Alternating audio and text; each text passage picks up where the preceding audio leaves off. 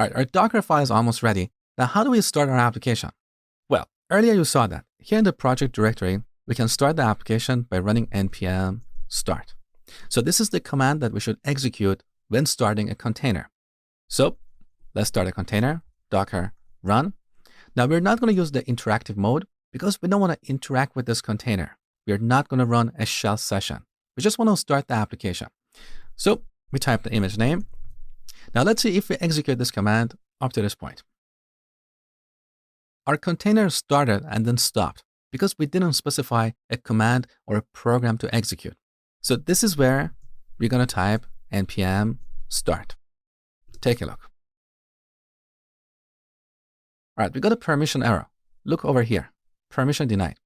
Can you tell why we're getting this error? Think about it for a few seconds, and I'll give you a hint. Look at the Docker file.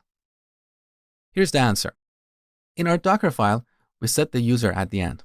So we executed all these previous instructions as the root user, but then we switched to a regular user with limited privileges.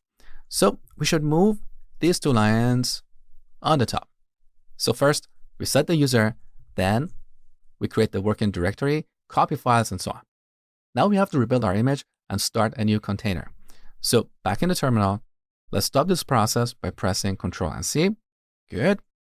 Now, docker build -t React app, period. All right, our image is ready. So let's start a new container. All right, our web server started on port 3000. But as I told you before, this is port 3000 of the container, not localhost. So if we go to this address, we're not going to be able to access the application. In the next section, I will show you how to map a port from the host to a port on the container. Okay? Now, let's stop this process. Let's bring up the run command. Now here's a problem. We don't want to have to specify this command every time we start a container. This is where we use the command instruction. So back to our Docker file. At the end, using the command instruction, we can supply a default command to be executed. So npm start. Now, back to the terminal. Once we rebuild the image, then we can start a container by simply running docker run React app. We don't have to specify the command here. Great. Just remember, because the command instruction is for supplying the default command, it doesn't make sense to have multiple command instructions in a Docker file. If you have multiple command instructions, only the last one will take effect. Okay? Be aware of that. Now, you might be wondering, what is the difference between the command instruction and run? Because with both these, we can execute commands. Here's the difference.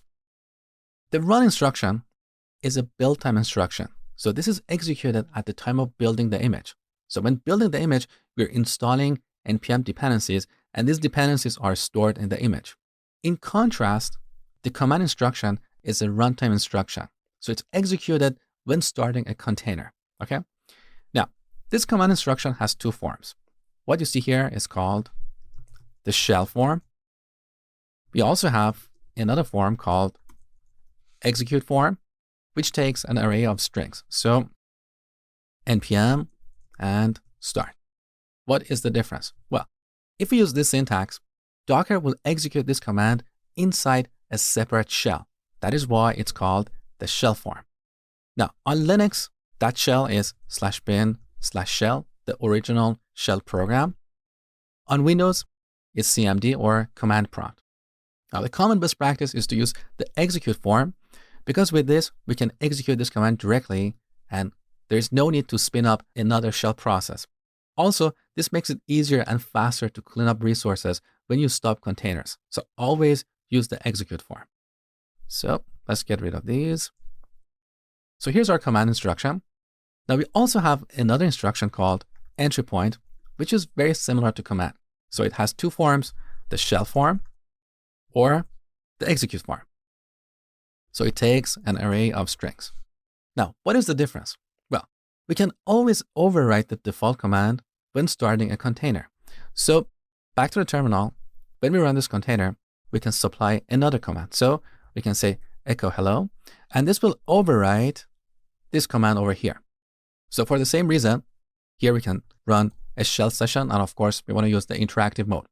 Now, in contrast, we cannot easily overwrite the entry point when running a container.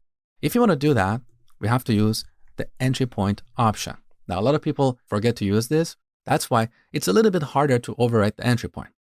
So in practical terms, we often want to use entry point when we know for sure that this is the command or this is the program that should be executed whenever we start a container. There is no exception.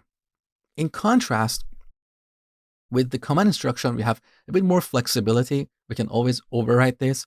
So we want to use this instruction for executing ad hoc commands in a container. Now, which instruction you use is a matter of personal preference. With both these instructions, we can supply a default command. Some people prefer the command instruction, other people prefer the entry point. I personally prefer the former, so I'm going to get rid of this. Good. So our Docker file is in a good shape, but if you have noticed, our builds are slow. We'll talk about optimizing them next.